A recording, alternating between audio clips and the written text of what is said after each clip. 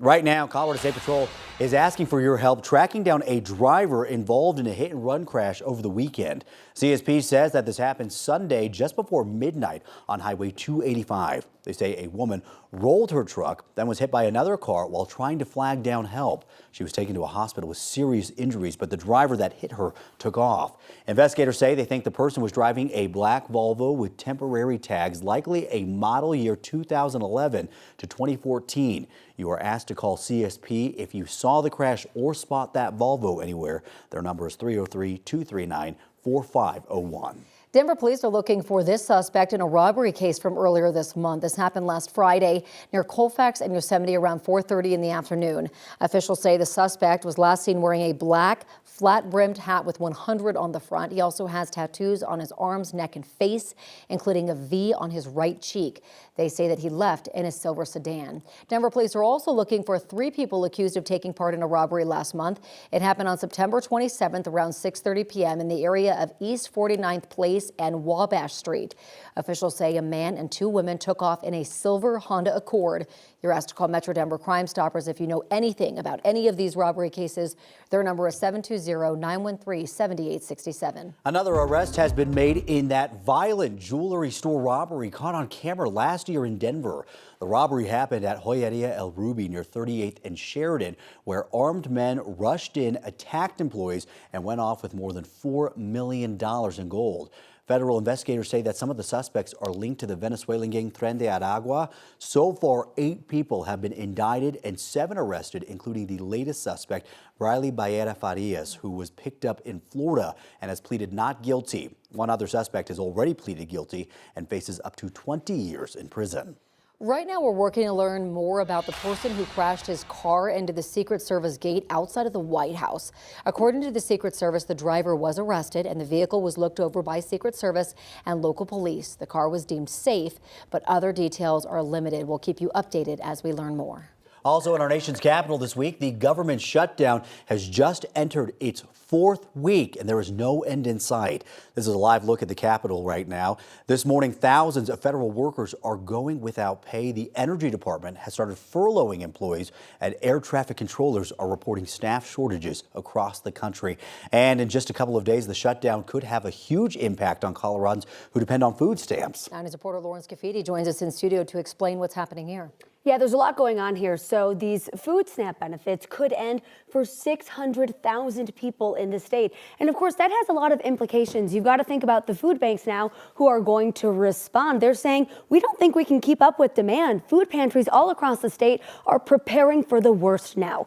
If Congress doesn't reach a funding agreement by this Friday, well, SNAP benefits won't be available starting November 1st. Food banks are asking the community to donate to help meet the anticipated surge in demand. Broomfield Fish says they provide food and other help for people who need it. They say that they're ready to see some more people, and they have some advice for you. We are still encouraging folks who need to sign up for SNAP to continue that process and keep signing up so that when the federal funds are released, they're already in that process of signing up. Coming up live at the next hour on KTVD and streaming on 9 News Plus, we're taking a closer look at some specific counties seeing the biggest impact. Live in the studio, Lauren Scafidi, 9 News. All right, Lauren, thank you. Denver is joining major U.S. cities suing the Trump administration over what they call unlawful conditions on federal emergency grants.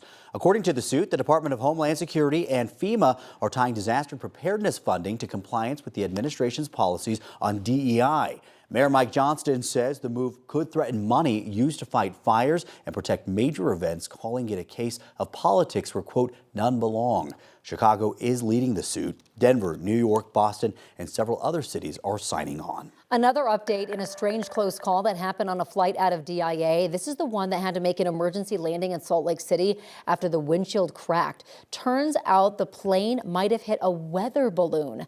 The company Windborne Systems says they think it might be theirs. According to the company, they compared their data and publicly available information to reach that conclusion.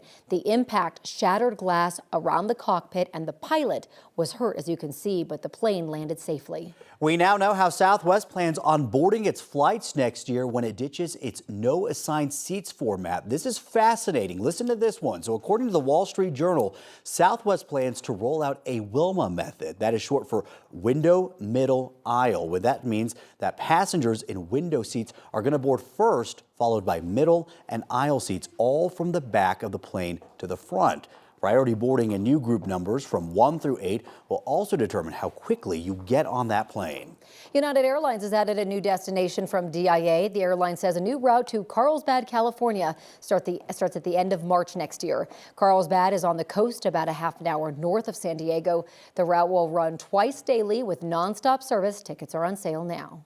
And at 6:07 this morning, we do want to talk about your traffic impact commute. Right now, travel times are in very, very good shape out here. Northbound I-25 drive between Castle Rock and 225, all green. Only going to take you about 16 minutes. We love to see it, especially at this hour. Downtown to the Tech Center, southbound drive 14 minutes. Northbound drive quick and exactly the same. Erica, thank you. And no weather impacts for you on this Wednesday. Nothing major to tell you about here across the state. It is cool this morning, temperatures in the upper 30s. But as we see, the sun comes up, mostly clear skies, a high of 69. We have a weak ridging ahead of our next storm system set to roll in for tomorrow. It is a weak system, so we'll talk more about what that will do for Colorado, bringing in a few scattered showers here across the state. Details on the timing and the total of those coming up.